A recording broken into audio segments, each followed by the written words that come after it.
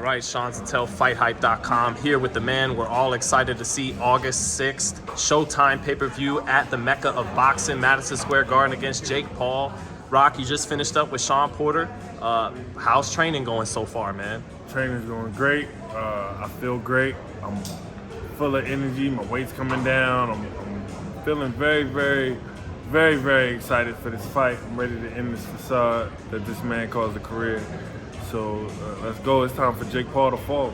I noticed in New York, he posted something up on his Twitter, and you responded laughing and saying, "I got this man already all out of character." What is out of character, you felt? I mean, everybody else was up there sitting down. We was chilling the whole time, and then he tried to make a bet, or someone on the outside tried to coax us into making a bet, and because I didn't make the bet, it was like he exploded. Like he gets up out his seat, he gets the he don't want to make the fucking bet. And what does the bet have to do with fight night? The bet don't have nothing to do with fight night. I'm not here to bet him. I'm not here to do none of his content games. This is a fight. This is his first real fight, and I'm gonna show him what it's like to be in there with somebody that's really fighting him. I'm gonna fight him from the time that bell rings to the time that it's over. I think the Jake Paul logic is he's not confident. He doesn't want. I'm more confident. I'll bet on myself he won't. But was that you actually not letting him dictate terms, and you were dictating? This is the thing. Yeah. This is my show. This is my show. Ever since he sent me that contract, it's been my show. So, you know, they kind of say that when you have a title fight and the champion sends the title fight to the challenger, it's just as much his belt as it is the champion's until the fight is over. So this is the Hasim Rahman Jr. show. This is not the Jake Paul show. He can't make me do anything. So from the press conference to an interview to being in the elevator together, whatever, he can't make me do anything. It's what I say, and that's what's gonna happen on fight night. It's gonna be Rock's way. And that's the mental side of things before the bell rings, right? I mean, absolutely, and that's not even me even beginning to put on the mental warfare. And this is just the beginning. This is just the beginning. August 6th, he's gonna be in a world of trouble. He's gonna regret ever even saying my name. Who'd you learn? Obviously your dad, but who else have you learned mental warfare from in boxing? I mean, for years I was in the training camp of Floyd Mayweather, so you know I learned a whole lot from him. I picked up almost every word he said. I could recite back to you almost every word he said. I mean, being around my dad, being around Floyd, being around Zab Judah, those three guys probably molded the fighter that you see today. Zab has given me all the advice I've ever needed, from when I was an amateur to my last pro fight. He's always given me all the advice I've ever needed. Same thing with my dad, same thing with other fighters in the game. But I would say my dad, Zab, and Floyd probably got me ready to be at this level and to deal with this type of mental warfare. What's the best advice you could share, that you've gotten from other fighters or your dad about Jake Paul and this opportunity? Just stay focused. Just stay focused. The best me beats the best him.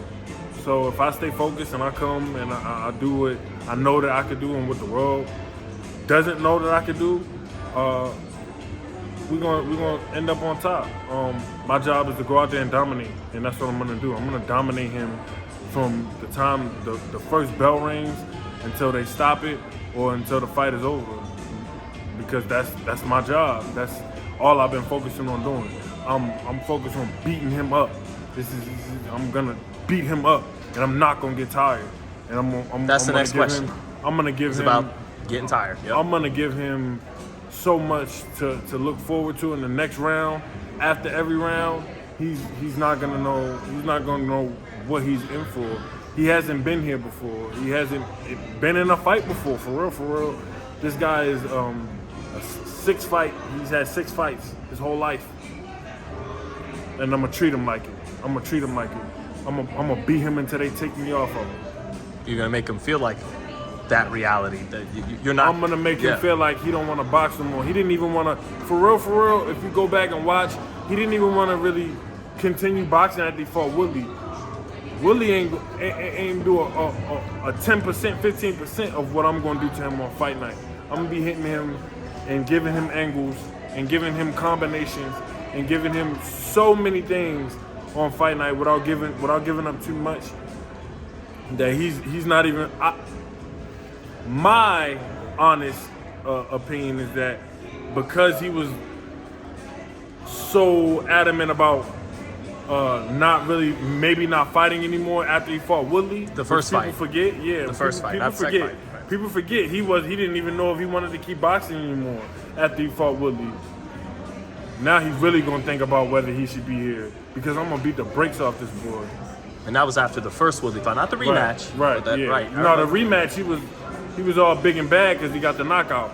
But after the first time they fought, he was reluctant about his future in boxing.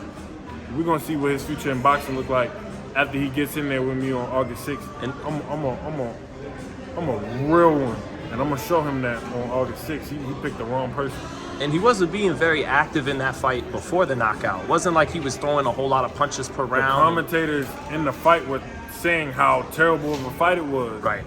Like right before he landed the final blow. I mean, so many people out there talking about how I gassed and how I got tired, but look at Jake's fights. And I was fighting someone with a plethora of experience. Jake was fighting someone who never fought before, and they looked like they was ready to pass out in there. So, okay, y'all keep looking at how I gassed. Keep looking at how I got tired, or I really don't even feel like I really gassed out. I feel like I was coming into my second win, and he caught me coming into my second win because I had much more to give. So I let them think what they want. People keep saying I got knocked out in my last fight. I didn't get knocked out. I got up. I got stopped. There's a difference between getting knocked out and getting stopped in a boxing match. But leave it to the casuals, man. I got knocked out. Even some experts are saying I got knocked out. And I mean, technically, it's a technical knockout. So technically, I technically got knocked out. But I was on my feet. I was protesting the fight the whole time. But that's behind me, and I'm so looking forward to fucking Jake Paul up. This is gonna be a massacre, inshallah. The one thing that does stick out about Jake, of course, is that right hand. It looks like he's heavy-handed. He can punch with that right hand. Do you think, though, if he does land that right hand, you could take it anyways, more than once? What I just showed you.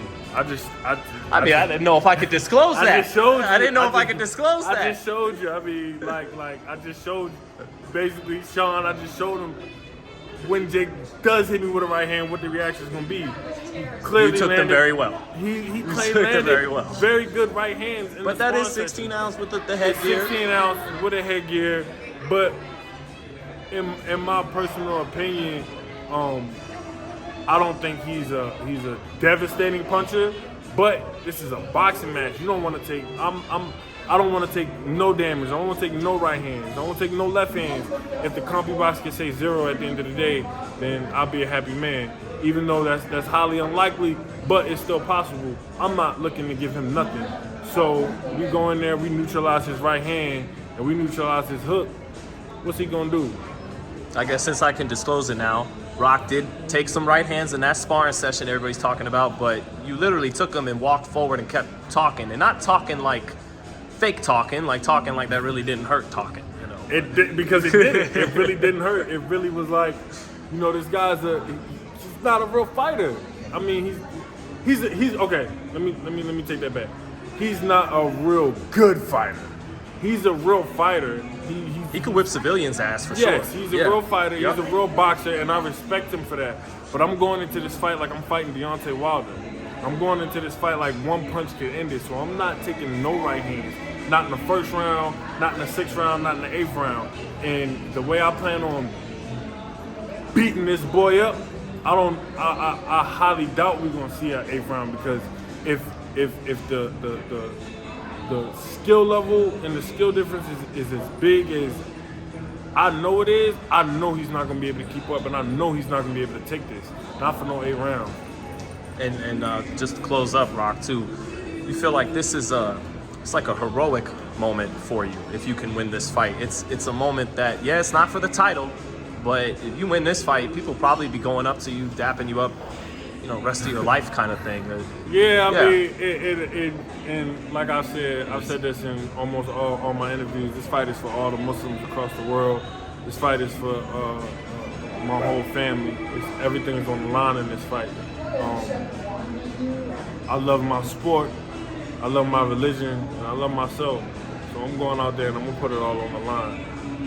Yeah, and there's probably gonna be a lot of famous faces in the crowd that night, man. I wonder if I don't know if you remember, Dave Chappelle was going crazy during those 2 Woodley fights. I'm just curious if he's gonna be doing the same for Rock Jr. now. We'll see. I believe he's a Muslim too. We'll see. I'm not sure. Yeah. But we will see. And, you know, I have faith in the Lord that my hand is going to be raised on August 6th. This boy, he's counting on me to get tired. That's what he's doing. And the weight. The weight's already taken care of. The weight's already taken care of. See, you didn't look like that at the photo shoot. We saw the photo shoot. You didn't look like that at the photo shoot. Because I've had like 2 or 3 weeks to get since then. Mm-hmm. I've been eating different. I've been running differently. This is definitely something that has clicked in me.